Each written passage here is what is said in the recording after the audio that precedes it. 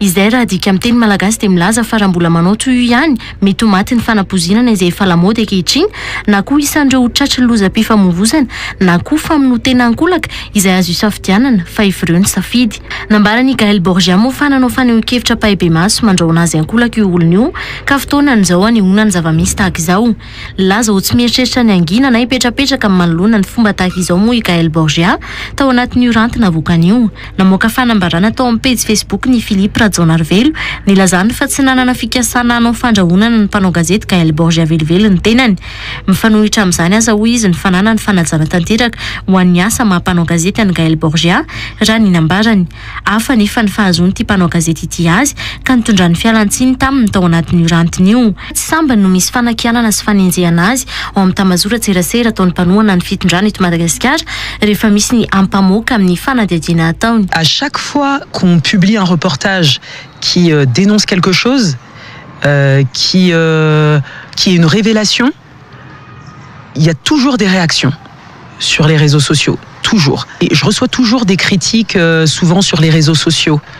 après les publications de mes reportages qui dérangent. Ny 24 Jolay 7 andro taorian'io laza ny filoham-pirenena Andrajoelina tao anatin'ny fandarana manokana niresahany mahakasika ny raharaha fanampozinana rajakafi teny Ambohimalaza nataony tao amin'ny televiziony pirenena fa misy ny mpanao gazety no efa tsy mpanao gazety intsony. Diso ny filazanareo mpanao gazety izay lasa tsy mpanao gazety intsony ankehitriny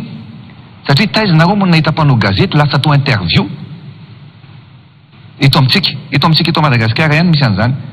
Asa inona ny tanjon'ireo olona ireo. Ny 7 Aogositra lasa teo indray namoaka lahatsoratra ny taliany RSF na ny Reporters sans frontières aty Afrique subsaharienne fa misy ireo mpanao gazety vahiny miasa eto Madagasikara sy mpanao gazety malagasy miisa 3 no niarany fandrahonana sy famitahorana avy amin'ny mpitondra malagasy.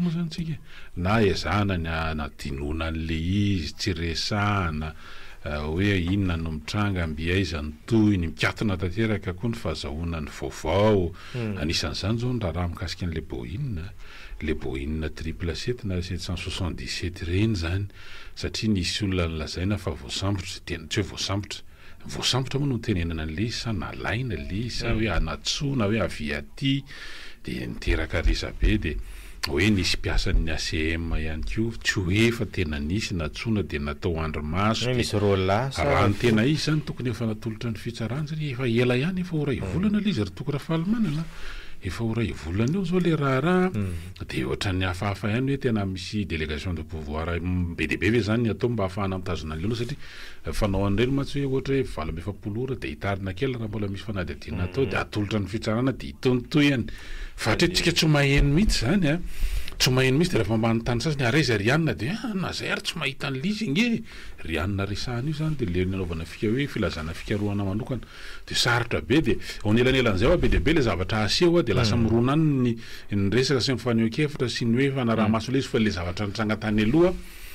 zay tena hoe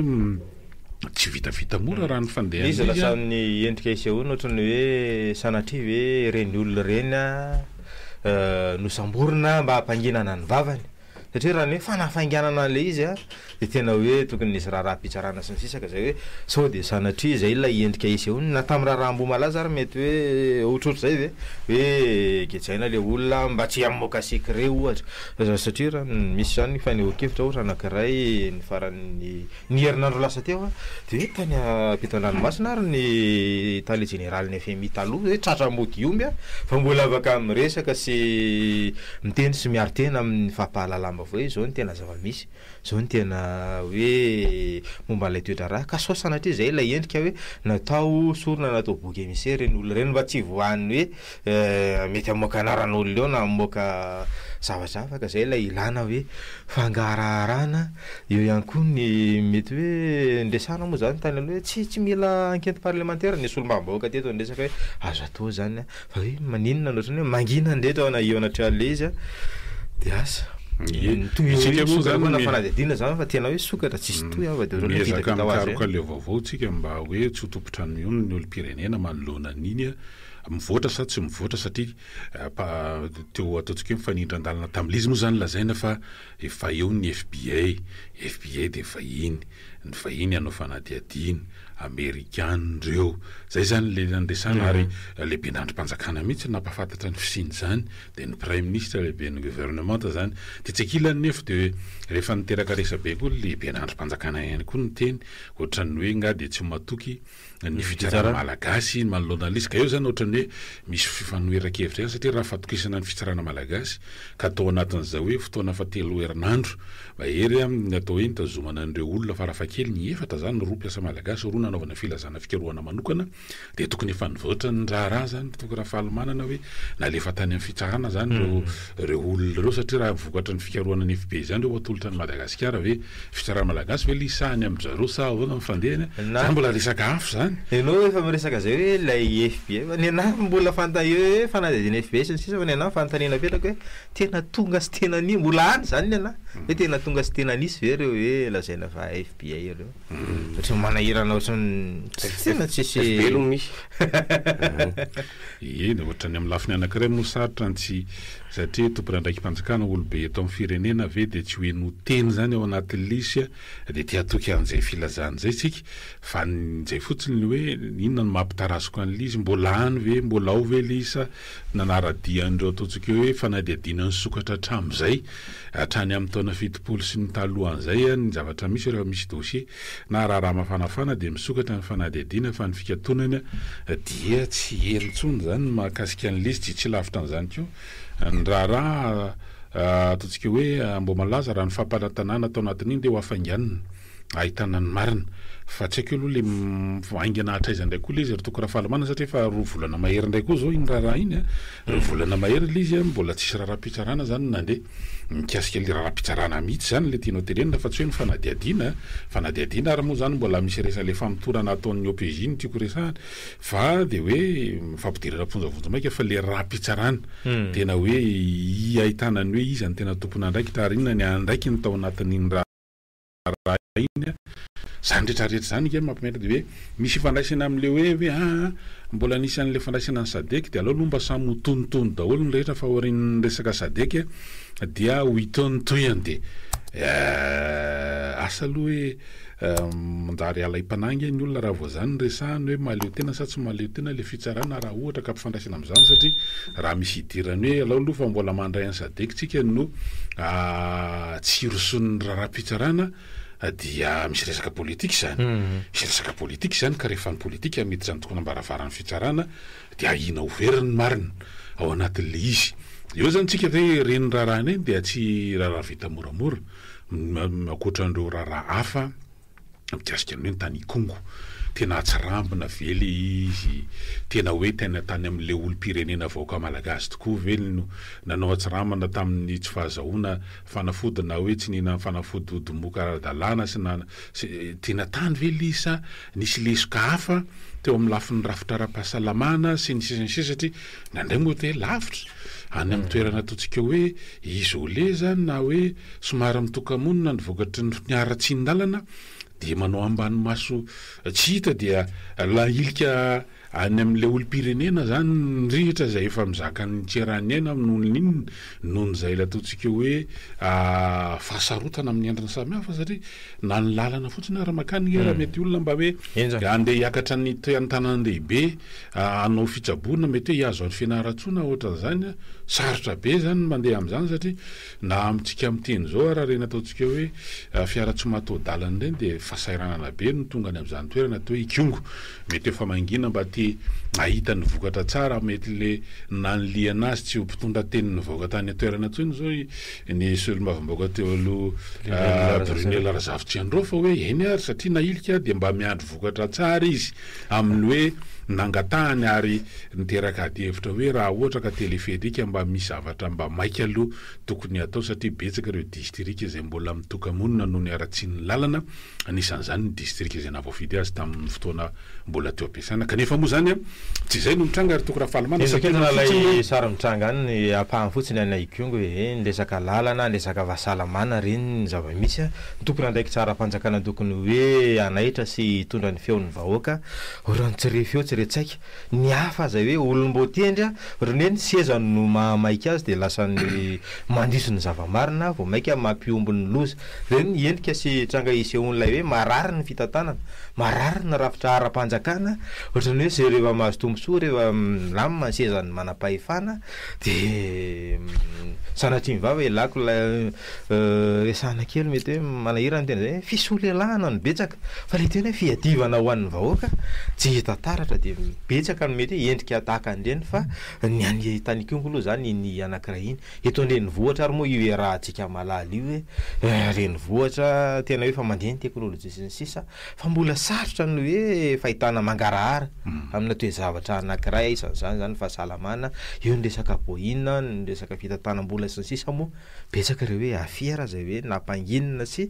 tsy hita zay tena hoe nefa rany de io ny rafitra ara-panjakana hoe raha misy raha kolokolo sy ny sisa tonga tsy mba zaza de tapaka eo tsy mitohitsony lay rafitra ara-pitsarana zay hoe afaka mitsara andreo mpitondra ambony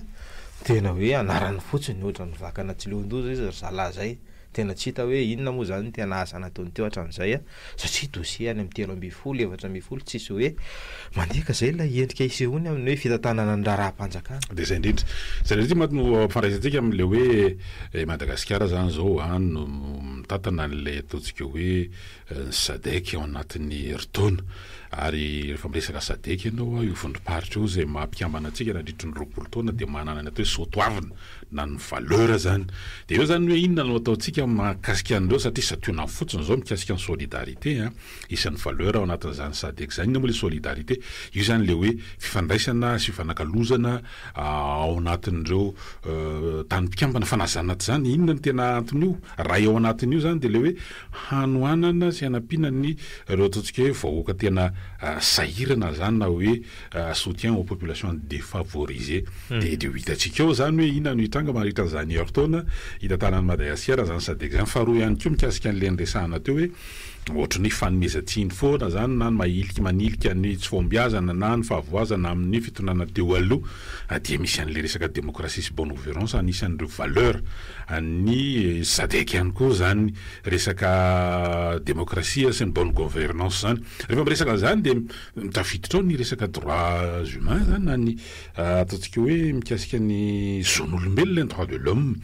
dia fa misy moa zany fifanarahana resam-pirenena mikasika ny droit de l'homme fa manana ny azy ihany koa ary tsy indriny manokana zany ato amin'ny vondrana SADC de rehefa miresaka droit de l'homme zany de angamba tsy resaka be mikasika an'le zary tokora fahalamanana mikasika ny fitonjovana maolana sationa fotsiny zavatra resantsika teo mikasika ny resaka fahasalamana tsy tany kongo rery fa saika manderana nosy ianao nareo vao avy namitahiraka tany amin'ny faritra tsy mandrefan'iny tany amin'ny faritany Juliara mahita ny fahasaranan'ny olona fahasaranan'ny olona zay tatsany akamarony ny amin'ny hoe tsy afaka misitraka an'reto hoe zany zo fototra amin'ny hoe maolona zany na amin'ny lafiahinan'ny fahasalamana na amin'ny lafiny ataontsika hoe fampianarana na amin'ny lafiny mikasika ny sosialy amin'ny akapobeany zany na ny fiariny ary moa zany de azay de ho hitantsika hoe inona no satria reo tondro rehetra ny tondro mikasika an'izany zavatra zany ho an'ny Madagasikara de azo lazaina fa mbola ambany de ambany raha amin'ny loko izy de mbola mena de mena ny akamarony mikasika an'izany resaka bonne gouvernance zany ny resaka pe sécurité de isan'ny valeur any ny SADC ihany koa mba tsisy le ataontsika hoe io moa zany le hoe fandaminana ny ady sy ny savorovory sy tsy sady hoe anao fiantsika ohatrany ahoana anao ezaka ve Madagasikara amin'ny matierana démocratie ihany koa ry hitako raha fahalamanana satria zany ny zavatra mahabe resaka mahabe resaka atao amin'ny fifidianana ny hoe fahalalahana maneho hevitra isan'izany hoe ny lalam-panorenana mandeha ny fafito sy ny any amin'ny 7 any de mame zony olo-pirenena na zany fahalalahana zany isitraka an'izany isitraka ny lisika nefa zavatra misy eto amintsika zany vao miteny ianao mety mbola tsy miteny akory ary de efa tonga ny hoe calme tsy le calme resahana io zany de tena mibetroka le tonga n'le ahoana moa le izy ry Dany zoky ianao zaza zay le ohatrohatra zay le fisehoan'le izy eto amintsika eto a de hoe anao aloha to hoe tsara vely atsy ve zany tsika matiarana demokrasia ary tsy tamin'ny 7 a mikasika an'io ary nisy lista 7 izy zay tamidra tao anatiny filoha ankehitriny a fa izy moa zany no lasa filohan'ny Sadek am'izao de manao tsara vely atsika tsara vely atsy ve isika zany amatirana resaka demokrasia zay fa ny zavatra misy aloha de zany hoe ny valeur ihany ao anatin'ny Sadek fa le ataotsika hoe ny fampiarana zany sy ny fiainana zany eto Madagasikara de mbola manana resaka hafa mihitsy amin'ny ankapobeny de hitatsika eo zany hoe inona no hitranga fa zany aloha ny olona tsy andry an'izany hoe inona no hitranga ary tokony fahalimanana tsy hitranga fa ny olona tonga de efa mampaneno Anjomara zany hoe tsy mety fa mila farana zao zavatra rehetrarehetra zao mila farana n'io fa tsy mety tsony fa mba mety ho zava-doza no hitranga eto amin'ny firenena raha tsy misy mifandraisana andraikitra de anisan'izany zao le etsika hitranga etsy Aparibe etsy Rapitso ici ny conférence zay ataona entité vitsivitsy ivelan'ny fitondrana ny amin'ny hoe andao hikaroka hevitra ampiombona ataotsika hoe ampiray feo ary mitondra fomba fijery sy alaolana mahana sy isorohana ny zava-doza mety hitranga eto amin'ny firenena satria betsaka ny ambana raha tsy efa miatra ary ny sasany efa tena miatra moa fa tsy hoe ambana tsony dia maneho izany zany ny etsika zay hitranga etsy Aparibe Rapitso zay ho ataony telotota da ny vondrona pamma zany io zany tsy le sampany firenena mikambana tsy le hoe fandarana asan'ny firenena mikambana momba ny resaka sakafo fa ity pamma ty zany dia vondrona panorama miaraka amin'ny vondrona tanimena de miaraka amin'ny médiation active et inclusive zay le hoe vondrona telotota pam dia io zany anao velakevitra etsy amin'ny Saint-Michel etsy Aparibe Rapitso tapakandro maraina io ary misy fanasana efa miparitadritaka any rehetrarehetrany zay resahana indrindrandrindra araka nambara teo mikasika ny fiainam-pirenena ny antony de hoe misy ny ambana ary atao hoe raha ny fahitan'izy ireo azy zany de hoe tena efa mbivitry ny tevana ao anatin'ny olana zay crise sociale sy toe-karena goavana ary politika mifangaro i Madagasikara amin'izao fotoana zao na ny mpiantso ary amin'ny faneho-kevitra eto ry tokony fahalimanana isan'andro de isan'ny maneho ny aya hoe mila farana zao ratra mahazo ny firenena zao na amin'ny lafin'ny toe-karena zay anjakan'ny ampimbamba sy ny kolikoly ny amin'ny lafin'ny fitantanandrara-panjakana zay betsaka ihany koa ny tsy mandeha amin'ny loniny ary manampitrotraka an'izany ny kolikoly ny eny anivon'ny fiarahamonina dia anjakan'ny tsy fandriam-pahalemana tsy fifanajana ary tena famingavingana sy ny sisa dia ny sosialy moa zany de eo fahasahiranana be io ary eto ambanimaso eto Antananarivo renivohitra ary de miseho amin'ny endrika maro lafy zany fahavoazana ara-tsosialy zany de zay zany no anaovan'ny zareo reto hoe vondrona telotota an'ilay velakevitra zay anasan'ny rehetra hitrangy etsy amin'ny Saint-Michel etsy Aparibe etsy Rapitso tapakandro maraina manomboka amin'ny sivy eo zany ka hatramin'ny tatovonana no any ao anatin'izany resadresaka mandidiny raharam-pirenena izany io zany isan'ny hoe zavatra lehibehibe ara-politika indray aloha tato ato raha somary nangingina takon'ny Sadek takon'leo etsika ara-panjakana maro samihafa aloha tato ato nanome malalaka ny hoe ohatran'ny karazana fitoniana ihany koa zany teo anivon'ny fanoherana asa hoe anahoana ny ty endrika anankiray ty hoe inona no hivoatra inona no fehi-kevitra manodidina ny raharam-pirenena ka dia andrasana zany hoe anahoana izy io de raha pitsomontsika mahita izy eo ho taterina amin'ny fotoana mampety azy any ny vokatra zany na ao anatin'ny fampalalam-baovao na ny fandarantsika amin'ny zoma zany eto zava-dehibe le izy ary zay no iverenantsika amin'le hoe mifandray ihany matsy hoe anao iatsara vela tsy ve isika resako zany le hoe ao anatin'ny fitantanana SADC amaterana demokrasia sy ny sisa ao anatin'izay feonan'izay sa ho afo ndray le rapitso de mpitandro ny filaminana ny tonga meloa ery aparibe zany satria misy fivorovoriana io moa tsy le fantenen'le tompon'andraikitra lehibe ny androm-panjakana atao hoe prime ministre tamin'ny fotoana andro hoe metsika anareo de fa fantatray sy ny sisa